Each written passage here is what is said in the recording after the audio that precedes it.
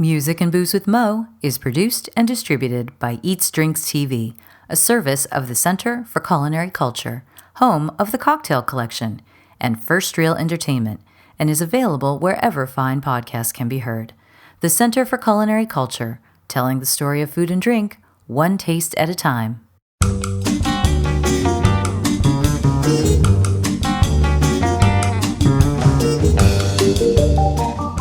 Welcome to Music and Booze with Mo. I'm Mo Herms, and I've worked in the music industry most of my life, so have met some pretty amazing musicians over the years. I also love a good cocktail, and I've encountered some really interesting bartenders as well. It seems that there's a lot of crossover, so when I can, I like to talk to musicians and bartenders about music and booze. Join us at the bar, won't you?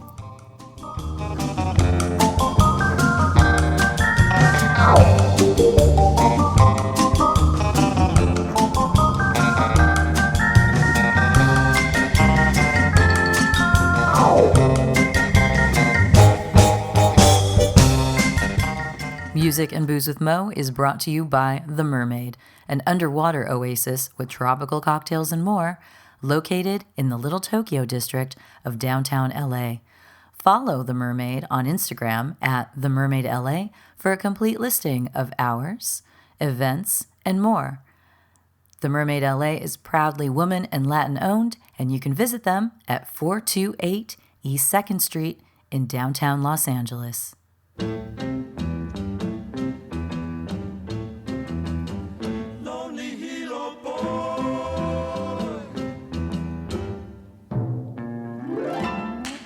Now there once was a boy in Hilo, lonely Hilo boy. Very restless did he feel, lonely Hilo boy. Gotta live me a life. Gotta find myself a wife. On this episode, I am joined by Judd Finkelstein, who is the owner of the award-winning Napa Valley cocktail spot, The Fink.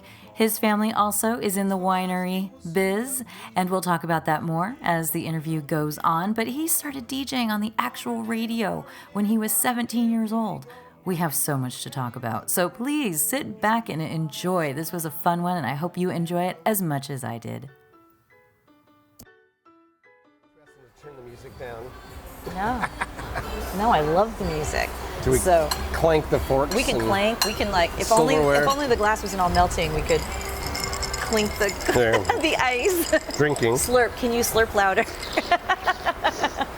Well, Judd, I know who you are, so introduce yourself to everyone else. Okay. Introduce yourself and you know who you are, what you own, what you do. Relating to this whole booze world, really. I know there's more to you than that. The world of booze. Yeah. Well, Mo, thank you. I am so excited to be here with you. Oh, shucks. I'm excited to get to do it. Here on Sunset Boulevard. I know. Here we having are. Lunch. You're at a rare foray. Well, I thought you were going to tease. Like we are having lunch right now. We just finished eating, our lunch. But I thought you were teasing me because we're in LA. No, because you pulled out the recording equipment and then they put the plates in front of us, and I thought, oh no, do we have to? I don't even know how long we're going to be talking for. But do we have to wait all this time before we eat? But I was hungry. Very kindly, I'm hungry. Let's eat and then talk. So here we are. So pardon if there's any I was at Tiki Tea last night. I need to settle that Tiki Tea-ness with some taco-ness. You know? It's delicious taco-ness. But yeah. My name is Judd Finkelstein, mostly known as The Fink. I was going to say, you're otherwise known as. Yeah, most people do call me Mr. Fink these days. Do they really? Hey Fink, or The Fink. They say Mr. Fink, just call me The, it's fine. I'm cash. And I am the proprietor of an eponymous drinking establishment in downtown Napa, California, called The Fink. The Fink. Yeah, not Finkelstein's Grotto. that was the working title before we got the business cards, yeah. Finkelstein's Grotto. Letters. And Pancake House, yeah. Oh, and Pancake House. And Pancake House. Do you serve pancakes No, currently? no. Well, now I'm a little disappointed. No. Because, I mean, pancakes are delicious. We could. We have a lot of delicious food, and we have yet to start brunch service. But when we do, Pancakes. you can count on there being. It'll be like the subtitle. you Yeah, know, we that- might call them Fink flapjacks or something alliterative. I don't know. I like alliteration. When did the Fink become your nickname? The Fink became my nickname in college.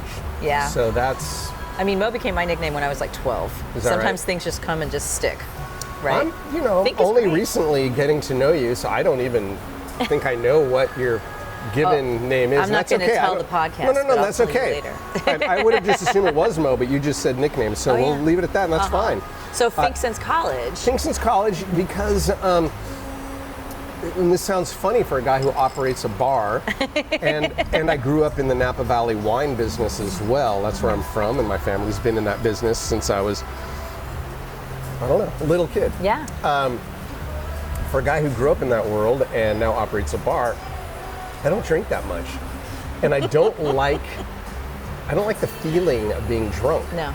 So, even in college, even during the days when I, quote unquote, should have been out, pounding Being crazy, booze, yeah. I've never done a beer bong. I've never done a keg stand. I was always the designated driver. I've because definitely done the upside down margarita. You've done that? Yeah. But I can really hold my agaves, so Well, we are due for another round right now, and Oh. maybe we can. someone's got to get back to work, and that would be me. Oh, that's your treat. All right. Next time, my treat, and I want to see Next that time. happening. Yeah. No, I got the nickname because I don't like the feeling of being drunk. Mm-hmm. I really don't. If I am going to drink, I'm going to enjoy it. Yeah. I'm not going to drink just whatever's there. I really won't, and I didn't even in college. The parties with the beer, Yeah. wasn't good, and It the was shots weren't good. jungle And I don't juice. like drinking shots anyway. Yeah, when you're And- drinking jungle juice out of a trash can. I mean, I might have done that once or twice, but in moderation. So I was working at a fine wine and spirit shop in college, and in college you were doing Yeah, that. in Well, I guess college. you grew up in wine, so yeah, and that's why they hired me, because I Yeah. knew a lot about wine and the Yeah. people behind the labels, and I could talk to the customers about I mean, who the winemakers especially were. Napa is the epicenter. I like you to think know. so. After France, but then, Well- then of course Napa beat them out. So 1970s, yeah, exactly. So the point is, I would take home some of these cool, fancy-looking spirit bottles and started experimenting with them, and thought, wow, there's some cool artistry to be had here. It reminded me, I've always loved cooking as well, and Yeah. making cocktails reminded me of that. You can play with the different flavors and layers say and that textures. all the time. Like you do with wine, except you don't need years of barrel aging and bottle aging Yeah. and breathing and whatnot for the wine to express itself. You have instant results with cocktails. So I got a reputation for drinking well. And not well drinks, but you know what I mean? Good stuff. So people are like, oh, my last name's Finkelstein, and that's Yeah. just too long for anybody to handle. So they're like, oh, the Fink. the Fink, and it rhymes with drink, so they'd see me like, oh, here's the Fink, let's have a drink. And it just became a thing. I So had a it was an reputation for expectation. drinking well. Yeah. And so now the bar, on some of our merch, it says, have a drink with the Fink, and there's a Wow. little cartoon of me. Wow, Yeah. that's amazing. Did So- I answer? I forgot what the original question was. Well, no, it was just an introduction. Okay. Like tell us a little bit about yourself, because we're going to be talking about you for the next 30 minutes ish. I don't know if that's such a good idea. Oh, it's gonna happen. You can't help yourself. I can't help myself. It's gonna happen. I guess But not. You bought lunch, you can do whatever you want. Oh, okay. And thank Hey, you. Delicious. yeah. Hey. Well, it's funny because I'm very similar in my drinking habits. Is that right? In that, even when I was like in high school, sneaking across the border to Mexico, because I lived in San Diego. That's just what you did. Yeah, that makes sense. I usually was the one making sure my friends made it back across in one piece. Because I wasn't going to drink a bucket of beer just because it was there and we Right. were able to get it. I did drink a lot of Cuervo, but I was learning. It's, But I wasn't drinking it to the point where I was having problems. It's like a lot of people have their early tequila or gin or rum experience where they're in college, they drink too much of it, they're like, I can never touch it again. It's decades before they dare to even tiptoe into that realm. That's an almost nightly occurrence. Someone comes into the things Right. like, I want anything but This. gin, or because they had that. Yeah. And, if they're open to it, we're like, well, would you trust me Yeah. You don't like it, you don't pay, but maybe here's a new way to experience it. Let me ask you something, because this was my college drinking experience. Not going to say I didn't party in the dorms or go to the frat parties. Had a great time.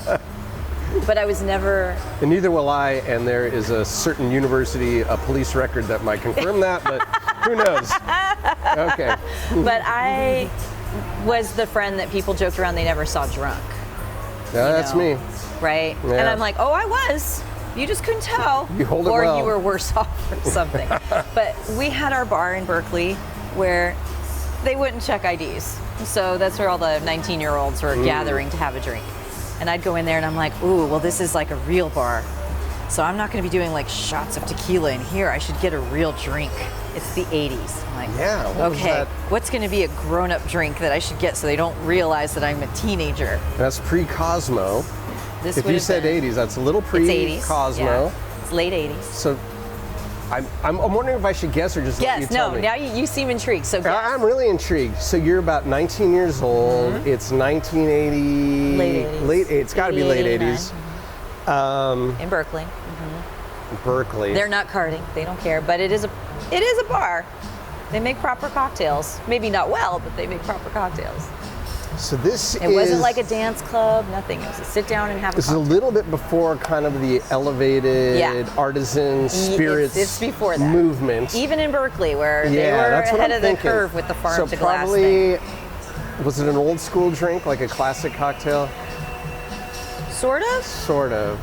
Yeah. So not in the realm of like a Stinger or No. a Brandy Alexander or What? something. Oh no, we're getting there. Grasshopper. There were kind of two I went between, so there are two good right answers to this. All right.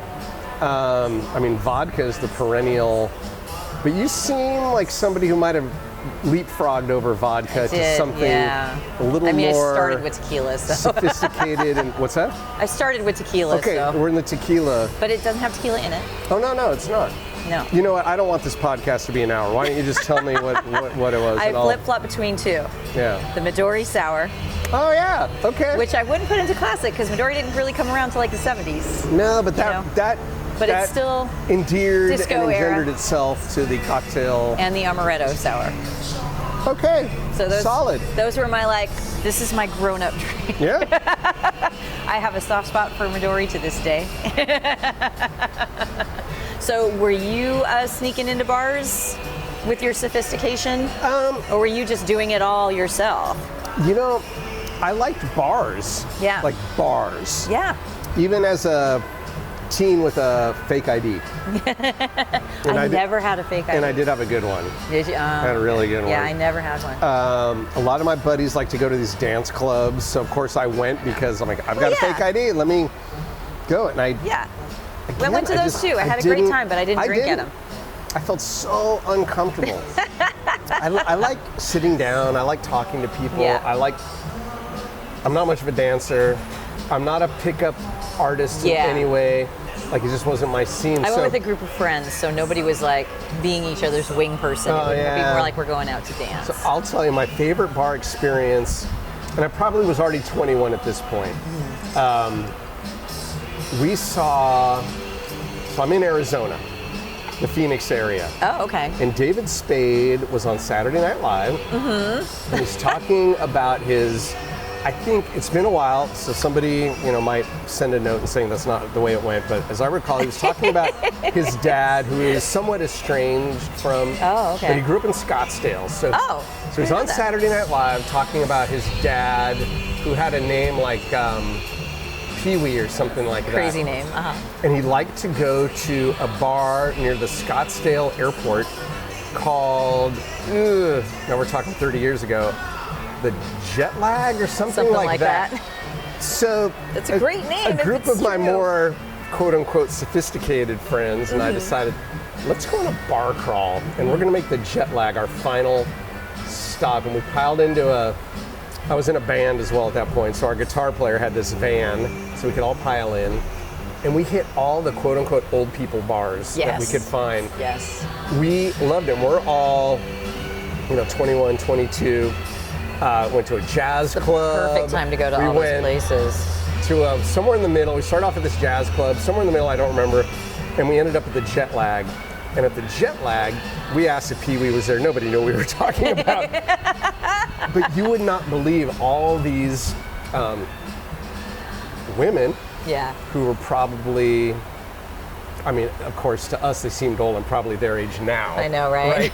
But they see all these older ladies. Yeah, they see all these young guys come in, and they were like, not hidden. No, there was not the cougar action. Oh. But they were like, "Hi guys, my daughter's going to be back from school visiting." That kind of thing. They were trying to set us up with their daughter. That's so cute.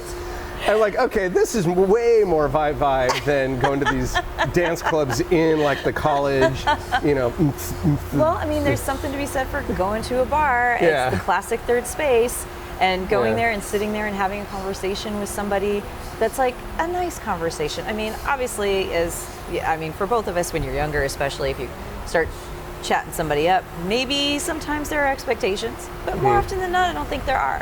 I think more often than not, people are just like, cool, all right, well, hope you get through the rest of your evening and take off. So what inspired you to open up? I mean, what were you doing before you opened the bar? I don't know. I was like floating through life for the past 30 years. Who knows? Were you working with the family winery? Yeah, I was. Yeah. I got away from it. I grew up in that. I mean, Yeah. from the time I could stand up and step on a grape, What's under the my name foot. is it still around? Yeah. Oh, I mean, haven't plugged it yet. See, this is No. why I'm a terrible Plug it. salesperson. It's called Judd's Hill.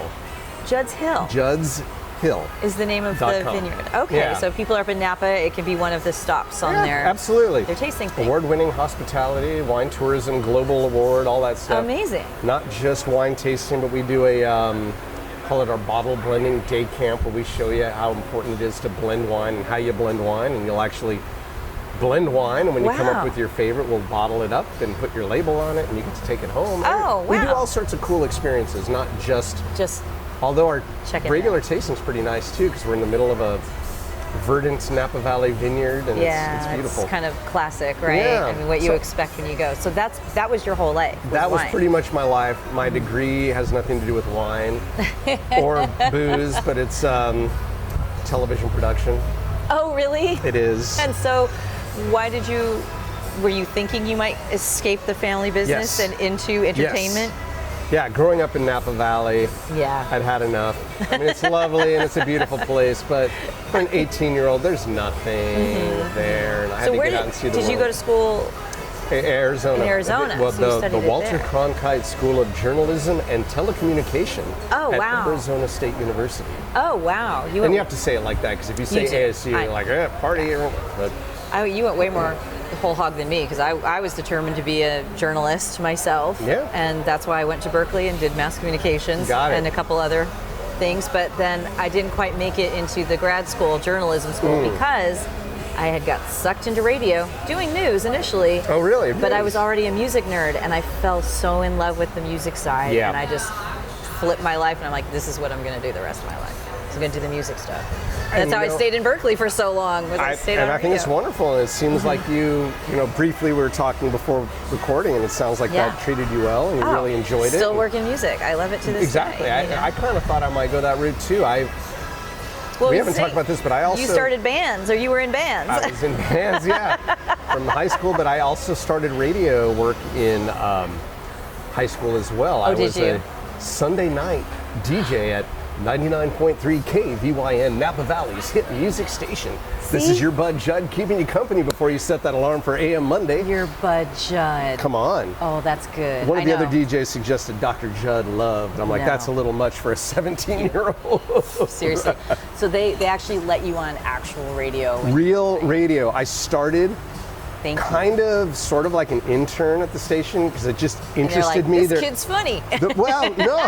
No, they were much more desperate, I think. I hadn't shown any talent yet.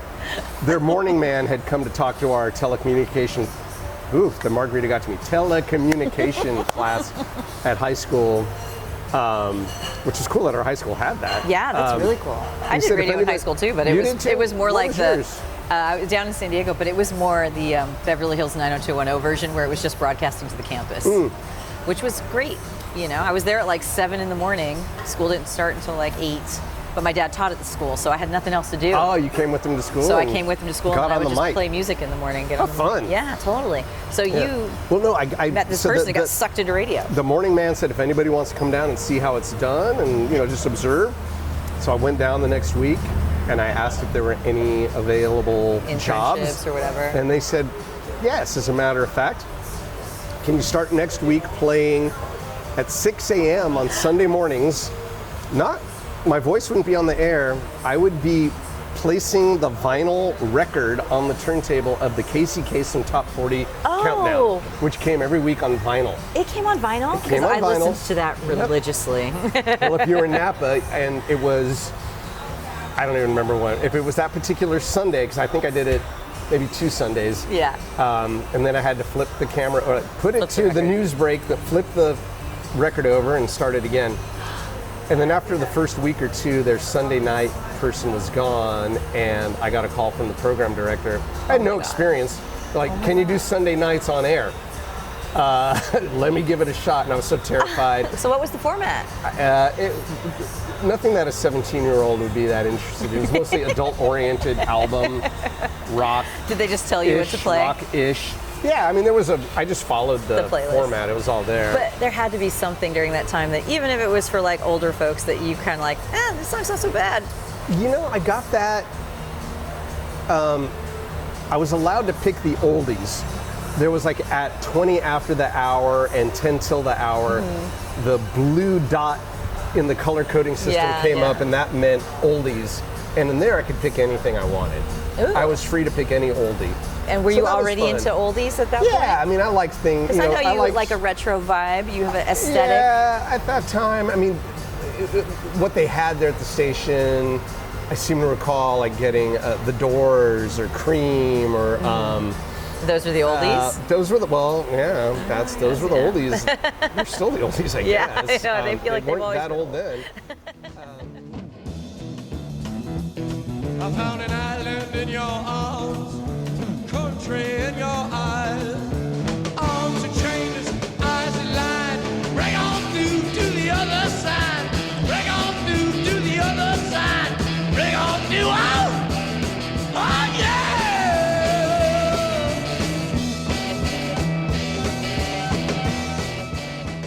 That was fun, and I did that for a year or so. Then when I got to college, did college radio, and then later in life, what year was it? 2013 till the lockdown. I did a Tuesday morning talk radio.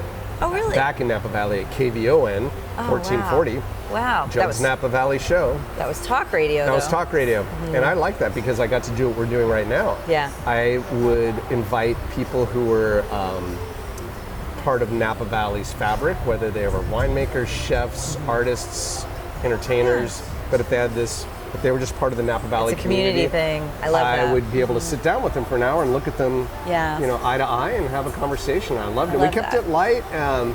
I tried not to ask all the obvious stuff. If we had an elected official, we never talked policy. Nice. It was only like, who are you? Like, what? Well, let's get to know your neighbors. Yeah, I mean, and this exactly. neighbor happens to work in politics. What kind of donuts they liked. We'd play Mad Libs. No, seriously, like we did a whole donut thing. We played Well, Mad it was Libs. Sunday morning, so. Well, this was Tuesday morning. Oh, Tuesday morning. Tuesday mornings. Oh, still. Anyway, so that was the radio bit of it, and I've lost track of where we were before Well, this. I'm but curious as to when you started the band part of it. When did you start playing music? And what did you play? Let's see. Like a lot of kids started with piano lessons, but then gave it up at the age of 9 to focus on Little League. And then my aunt and uncle, who had both been professional musicians, were horrified that I didn't play an instrument. And my aunt drove up one day, unannounced, never talked to my folks or me. Oh, really? I was 11 years old. She deposited a drum set. Oh, wow. That is a conversation that she should have had. Exactly. I mean, a guitar is one thing, but a drum set? Because she thought, what 11-year-old boy is going to refuse a drum set? Oh, she's absolutely So right. set it up, and my folks, to their credit, we lived in a very small barn. I don't say house. It literally was a barn, and people say What were you raised in a barn? And I say yes. Yes. We have a barn in Napa Valley, and I had the hayloft, and I'm not even kidding about that. And you played drums in the hayloft? No, the drums were downstairs next to the potbelly stove, which we had to put wood in for the house to warm up. Wow. I'm not kidding about that. That's how I grew up. Wow. I chopped firewood. So when you were playing drums, everybody had to listen. Everybody had to listen. Big time. Yeah. Wow. So. And I did that for a few years. So in high school, that was my. So is that what you were playing when you started playing in bands? Yeah. Was drums? Yeah. Exactly. So you were playing in drums, and I'm assuming you were self-taught. No. You actually took lessons? I did. Okay. My mother, being such a great sport, schlepped me from, if anybody knows their Napa Valley geography, St. Helena, Oh, wow. which is up valley, down to Vallejo, which is south wow. of Napa. That's a long trip. That's a drive, because there's a really good drum teacher named Ken Illusorio, and he was phenomenal. I really liked him, and he got me on track, and Oh, wow. I could That's do a amazing. rumba and a cha-cha and a little bossa nova too. It was fun. Well, during that time, when you were exploring your drumness, Yeah. who were the artists that you learned about? You were like, ooh, I want to drum like that, or this is one that I can listen to and maybe pick up some tips. You know, Do you remember during I would that time? say very briefly, I got, again, the 80s, so there was a lot of electronic drumming. And for a hot second, I thought that was like something I should explore. And then I realized I'm not much of a programmer. I like hands-on. I was going to say, there's something So I stuck visceral with about it. drumming. And I was never a technician like, Stuart Copeland or, Neil Peart from Rush. But, I liked listening to those guys. But Yeah. I wasn't a great drummer. So I was definitely, I like just straight ahead rock and roll. And that's what I could do. Yeah. So what were your bands like when you started playing in bands? We had, in high school, like a garage, or I guess a barn band. We didn't have a garage. We had a barn band. Three-piece. Barn rock band. Yeah, three-piece power trio. Nice. I love a good power With trio. guitar, bass, and I was on drums and vocals. Had a little microphone taped to the hi-hat Oh, stand. check you out. Nice. And we had this wild and crazy wisteria growing over our barn. So it was beautiful. Which was pretty. So our bass player, I think, came up with the name Squirrely Wisteria. That was the name. That was the name of the band. Squirrely Oh my God, Wisteria. that's hilarious. We did some high school parties. That was fun. What kind of? I'm sure it was covers. No, the bulk actually, of it. it was You're doing mostly originals? original stuff. That's incredible. Mostly original to be at that stuff. age and doing originals. Again, I think you're. I know if I I'm could probably find giving you tape, a lot you're of giving credit. me a lot of credit. I mean, my friends, their originals consisted of songs about blowjobs. So yeah, I don't think I knew what one of those was yet. But ours were about not wanting to go to bed. It was like the so opposite. innocent. Well, these are the people I was going to Tijuana with, so I see. Yeah, I hadn't gotten I would to have that to yet. rescue them out of nudie bars sometimes. Yeah. Oh, Thank you so much. we are here getting fabulous service. We are being very getting spoiled. our Thank you water so much. refilled. Thank you. Well, I always like to hear, I'm going to take it back to the bar thing. Yeah. Because I love to hear that you got to do that. And I always ask. And since the bar is your own, and I don't know what hand you have in the creation of the cocktails that you have at your bar. But I always ask if you've ever named any of your cocktails. And maybe this is back in your days of service for friends and family. Not any that are Name on them after our, like music stuff. No, not any that are on The current our menu menu. right now. And I won't take any credit for creating any of them either. I really feel like credit is, give team. credit where credit is due. Absolutely, yeah. I will say that our bar director and I, a few years before we even opened the bar, knew we were going to be doing this together and spent a lot of time devising the menu. So we both had ideas. We realized we wanted it. We're on the Napa River, and historically the Napa River has connected Napa to the rest of the world. Yeah. I know it's a Disney word, but I'm not sure what else to say. Imagineered it into existence as the old boathouse. Excuse me, like a 19th century boathouse. Oh, cool. Because we're part of the 19th century Napa Mill. It's a historic property that we're in. Yeah. So we made it look as if this boathouse had been there. Had been there forever. Yeah, and then we turned it into a bar. So we thought, okay, this is a historic place. It's where people would have left to go see the world. Let's bring the flavors of the world back. So every page of our menu has a different geographic locale that is being celebrated by the flavors of the and styles of the cocktails. That's so cool. So we just put our heads together and thought, all right, we've got, there's about a dozen house originals, which our bar director has come up with, and he named all his own drinks, which is fair. Then we have LA to the Bay, which are California-born tiki drinks, and we have Gotham, which are New York. We've nice. got the Big Easy, New Orleans drinks. We've beautiful. got Caribbean classics. We've got America Latina, Nice. Indochine, you know, the flavors of Southeast Asia and India. Yeah. All places with big ports.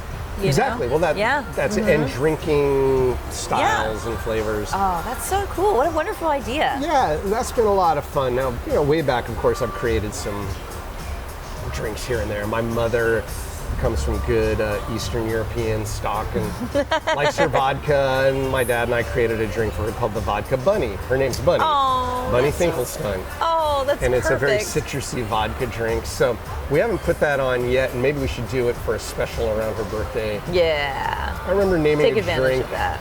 probably close to 30 years ago when I first got my first Bombora's album and Savage Island. So we came up with a drink called Savage Island. And, Oh, that's amazing. and then for an example of how small the world is, you know, years later when I started my band, the Mai Kai Gents, we play old time Hawaiian music. Who was our first bass player? Lord Hunt from the Bomboras. From the Bomboras? Yeah. Oh my God, that's crazy. Yeah, I'm like, That's I cannot so believe crazy. I bought your album way back when. I named a drink after it, and now here you are. It happens. Yeah. That kind of, it's 'Cause crazy. I didn't know them at all. It was just a guy in Napa Valley buying a record. And it just so happened.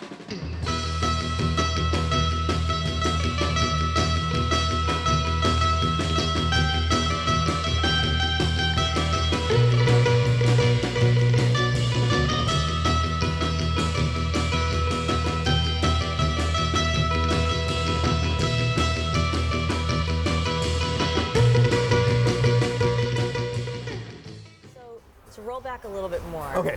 You know, you were inadvertently in the wine business all this time. Well, it was, yeah, I guess growing up inadvertently, and then I Yeah. got away from it, worked in And film production, and then I advertently got back into it. Yeah. So it sounds like you were destined, as you said, or you imagineered, you were destined to open a bar at some point. And the Fink has been open how many years now? A Is little it- over 2 years. Okay, I was gonna say it's relatively new. I was thinking it's 3 or 4 already, but it's just because you've made that much of an impact. And I don't know. what finally led you to, we're doing it, it's gonna happen? It's a long road. Long ramp Opening up a bar is a long road. Yeah, I lived in Los Angeles right after college to pursue film and TV production. Yeah. And did it for a few years, and when I realized that wasn't for me, I decided to get back in the wine business and stayed in LA though, Oh, okay. doing sales and marketing, and I even worked for Whole Foods Market briefly as a wine specialist. But I saw some movement in cocktails. Yeah. The Renaissance had begun. People And had I finally was caught there. up to you. Right.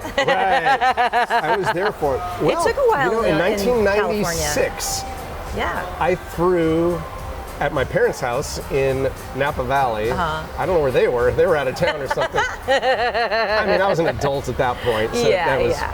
But I threw a cocktail party. The first one that anybody of my peer group in Napa Valley had thrown. And I'd been So you doing were this in doing, like- college too, which Yeah. was really weird for people to walk in and like, It's why like, did he ask me to wear a jacket? Like, yeah, you know, because you were why- doing like that kind of Yeah. 50s, 60s style. So I did that in Napa Valley, and my Napa Valley friends like had no idea what was going on. I played exotica music and lounge music which I wasn't a very rebellious kid, but that's how I did it. Because my parents, although they like cocktails, they weren't into rum, and they didn't like easy listening.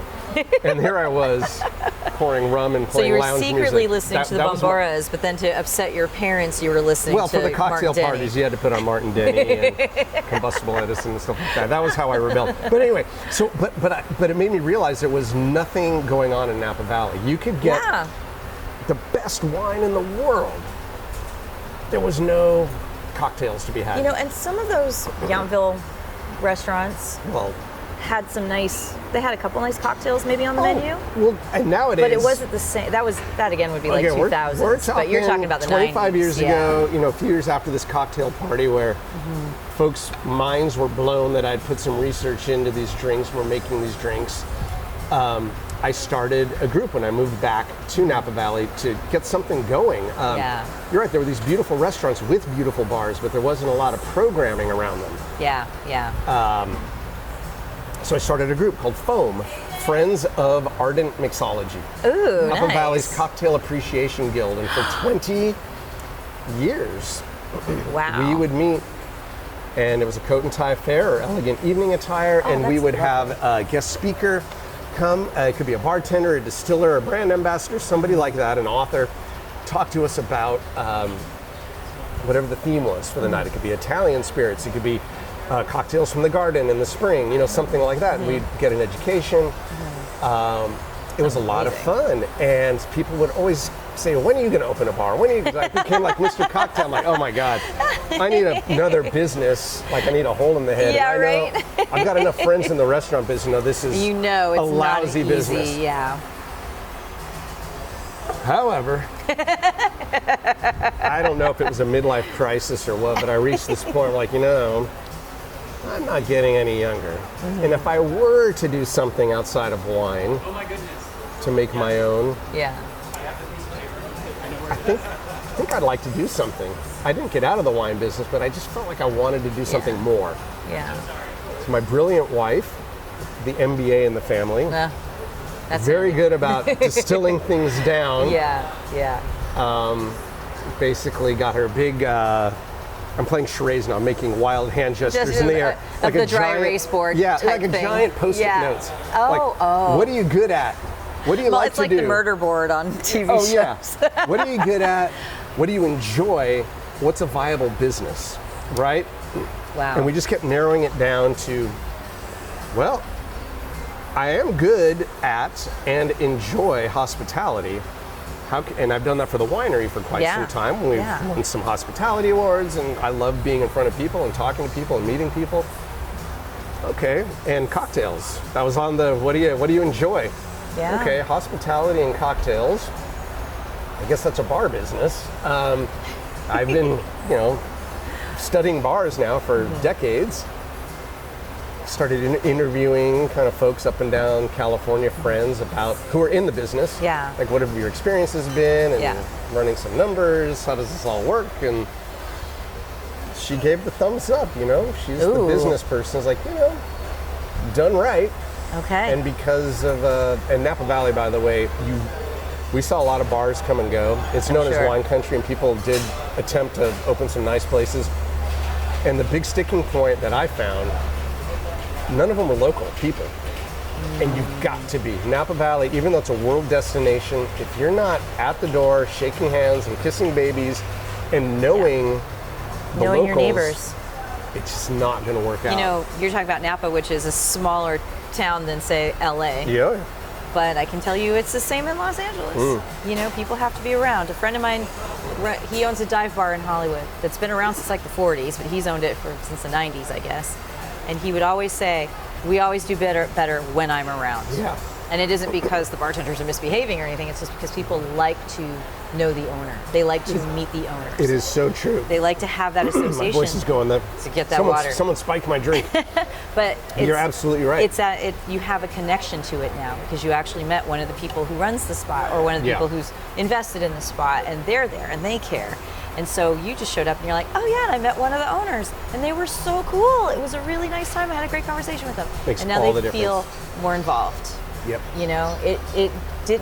It it changed from being a place where I popped in to have a drink to a place where I popped in to have a drink, and oh my God, I met the owner, and they were so cool. Yeah. And the service was great.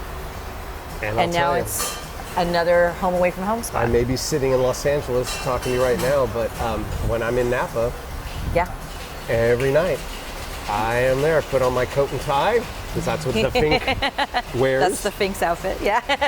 And hey, I you're love the it. host. And it's not. What's the word I'm trying to come up with? It's not forced. You know, Yeah. I really enjoy going table to table, booth Yeah. to booth, meeting people, talking to people. If it's locals, it's great to run into them and catch up with them. If it's elected officials, a lot of them come in because we have these booths. You can be semi-private, and I Yeah. can sort of It's guess what they always might be handy to working get on, to know depending them. on what department head or nonprofit leader they're talking to. I don't butt in, but No. or if it's visitors, you ask them where they're from. I mean, it's just I like that kind of stuff. Yeah. And it allows for that personal connection, which keeps people coming back. Or if they're not local, telling their friends, you got to go in. They Yeah. actually care. I joke because around. we do. You do. I joke around a lot and say, I hate people. I love people. I don't know. You know, It's rare because- I say I hate people. So it's like they're having moments though. there are moments. Yeah. There are times where I'm just like, why is this happening? Why? And usually I don't say that in my bar. I say that like to the world when something crazy goes on, and I'm just like, I hate people. But then I realized, no, you don't. Because if you hated people, you wouldn't be able to have a bar. There's you wouldn't be absolutely able no to way. have something like that. And I genuinely learn from everyone I talk to, every time. And that's what is so great about it, because it just continues to expand my world. Yeah. And maybe I've expanded theirs a little bit. Like you today learned that Colombians don't do spice. I didn't know. And our lead bartender for the longest time was Colombian, and Yeah. she never talked about spice. You know, it's just Yeah. something that it's not a regular thing, but Yeah. some have adapted. My brother can eat it, no problem. Yeah. The women in my family, nope, no luck. But interesting. the men are fine. So I was thinking, I'm like, we could wrap this up.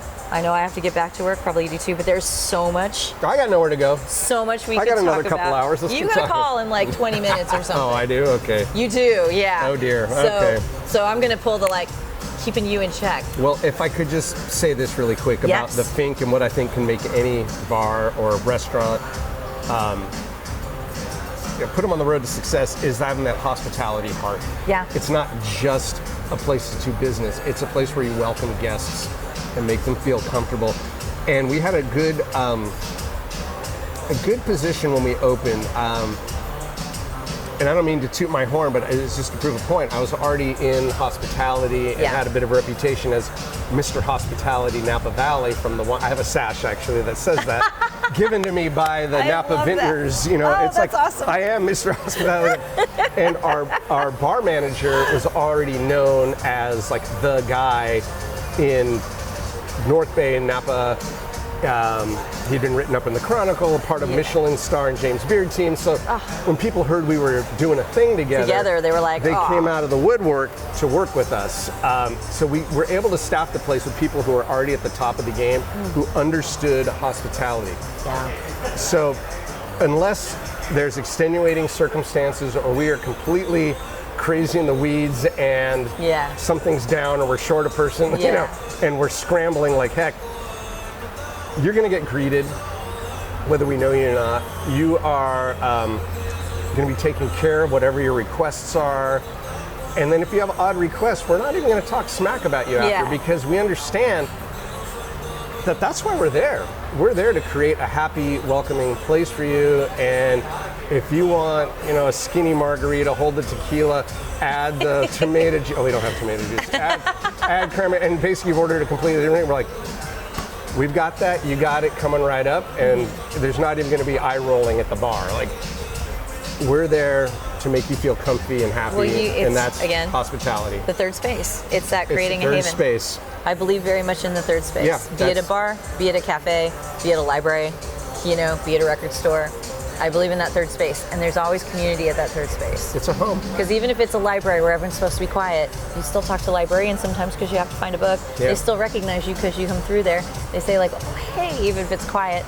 I mean, there is still a community of, you're in this place and there are other people there, and everyone's there to like, you know, we're here to just kind of like, just be. You can just We're here to not be at work, we're here, unless you're having a work meeting. But And that's great too. But you know, but it still breaks it up a little bit. I believe in that so much. It's of the utmost. We call ourselves the neighborhood bar for the world traveler. Yeah. And we have, I'm very happy to say, a wide demographic. We have And young people, a lot of old awards. people, some nice awards. People take notice of you up there. You guys have gotten a whole slew of recognitions. Just in the past, I'd say 6 to 8 weeks. Yeah, thank you for bringing it up. Yeah. Gives me an opportunity to You might brag as about well it, but I have a toot the feeling it's not horn. going to help because just in the past 8 weeks, the San Francisco Chronicle wrote us up as one of the best places to eat in Napa Valley with the most extensive and inventive cocktail menu. I'm going somewhere with this. The National Trust for Historic Preservation put us on their list of the top 25 historic hotel bars in America, up there with the Carousel Bar at the Monteleone yeah. in New Orleans and the Blue Bar at the Algonquin Hotel in New York City. I mean, amazing company.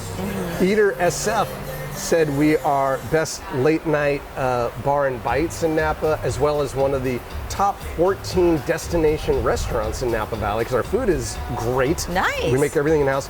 So that all sounds wonderful. Yes. And I'd love to tell people, but I realize I actually hesitate. It didn't seem like I hesitated to say it, but in my mind I was like, do I say this? Because Say it. when we advertised that, you know, we promoted all these great accolades via our social media and put a banner on the website. We had the 2 slowest nights in a month. And I'm like, wait a It was minute. like, chirp. Yeah. Isn't this supposed to help business when you get good press like this? Well, Man, it was, you know, talk about writing this high, like, wow, people love us. Look what they're writing about us. Let me tell everybody. And then you tell everybody and nobody comes shows in. up. Well, you've got your locals. Yeah, But that just means that's that true. when We those, love 'em. when those tourists are coming in, this is going to get added to that list. Yeah. You know, and Yeah. that's so you're going to see. I hope so. You're going to see some long term. You know, it's a long tail kind of. That's what I effect tell on that. myself. Yes. So the question I always like to end these with would be, when you've got some downtime, you're sitting home maybe, or maybe your downtime you spend at the bar, just saying, God, I love this space. Yeah. What are you sipping on? What are you listening to? Okay. This is like the only real direct question that I do in this thing. Downtime. Yeah, I know. So I'm saying, let's pretend. Okay. So here's In what an I ideal world, when you're chilling out for yourself. I can tell you a real world situation that happened maybe close to a year ago at this point, but Okay. for whatever reason, my Like, family I refuse to was believe I stumped you.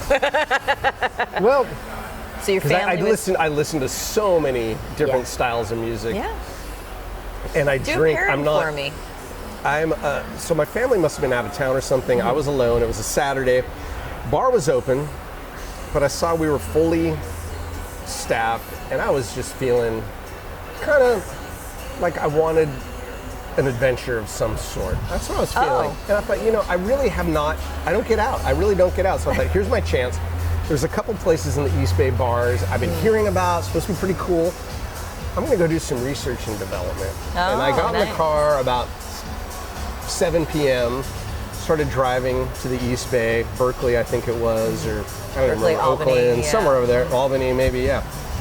I got as far as there's a big Crusher statue in South Napa it's a landmark. I got that far, so not even out of Napa County or the city of Napa, and I thought, what the hell am I doing? I turned the car around, I went home, so an empty house.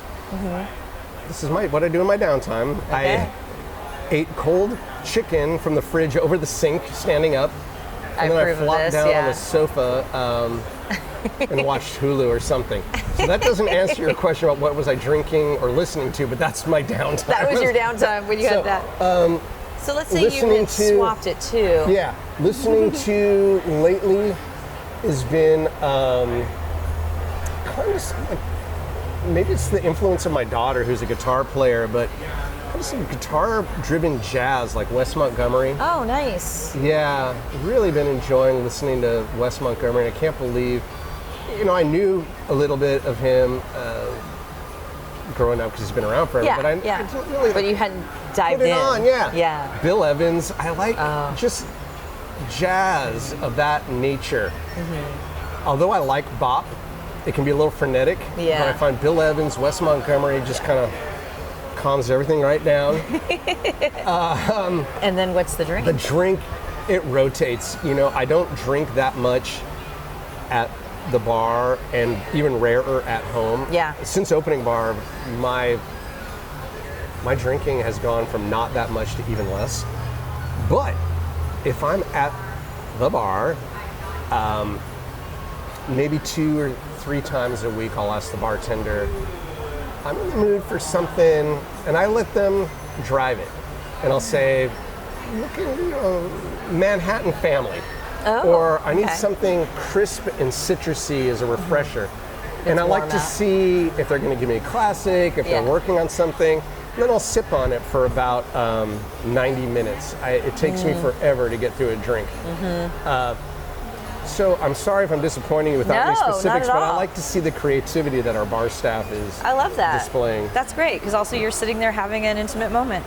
Yeah, and we you talk know? about it. It's a way for us to Yeah. connect as well. Yeah. And then if there's some patrons, I usually do that I stand by the service wells where I kind of observe Yeah. the bar, and there are seats right there, and if people are sitting, Yeah. we have one regular in particular who will wait for that seat. And if he's sitting there, we'll talk about the drink, or Yeah, yeah. if it's someone I don't recognize, it gives me a chance. Where are you from? What are you having? Oh, it's your honeymoon. Hey, have you tried one of these? They're just whipping them up tonight. It's not Yeah. on the menu, but it's delicious. It's a great way to Oh, yeah. connect with people. I love that. I mean, I'm the same way, that we've always been cocktail enthusiasts. I also tell people, to me, it's like the little dessert or something. To me, it's the same as making a great meal, making a good snack, something, because I appreciate the thought that goes into the creation of a good cocktail.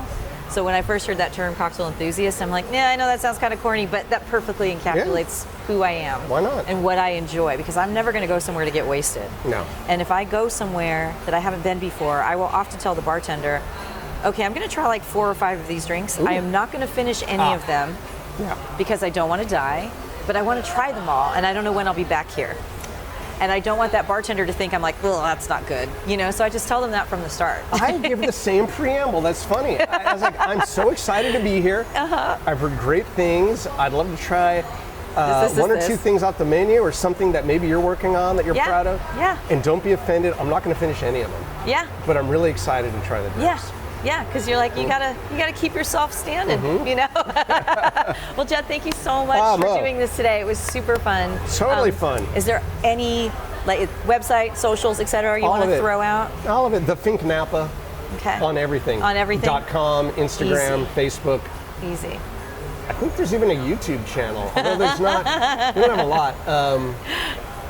But just look up the Fink Napa. and Yeah, there on will be- YouTube we've got some couple fun videos. One has Devo's Jerry Casale Oh. and I in a silent film expressing the dangers of over imbibing. Oh, I'm gonna watch that as soon as I'm done working today. And I think it's less than a minute long too. That's You can beautiful. get through it. Yeah. I love. Well, then I can watch it between meetings. Then Yeah. I like that. All right. Well, thank you so much. You're welcome. Thank you, Mo. It's been a pleasure. And cheers, L'chaim. Here, wait. We still got a little bit Oh of yeah, this. here we go. Here.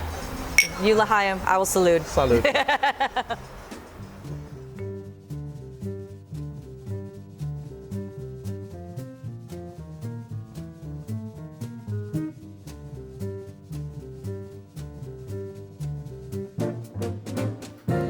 Thank you so much, Judd, and everyone else. Remember, the Fink Napa on all the socials, and head over to the Music and Booze with Mo Spotify page so you can check out the amazing selections that Judd selected for us. Really, really fun, international, groovy, cha-cha, etc. kind of vibe.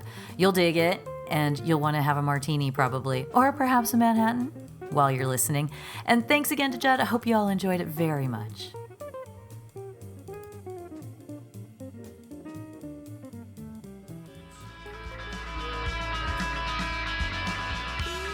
Thank you for tuning in to our barroom chats on Music and Booze with Mo. For more info about today's guest, or if you want to connect with me, check out my Facebook page, Mo Herms. Please subscribe to the podcast and feel free to tell all your friends about it. While you're there, Give the show a rating and a review. It really helps to get the word out. If you want to hear the playlists our guests have curated, search She Be Mo on Spotify. SHEBMO. Find pictures of the interviewees and the cool stuff they create on the Music and Booze with Mo Instagram account. Lower your expectations and join us at the bar. Till next time, cheers.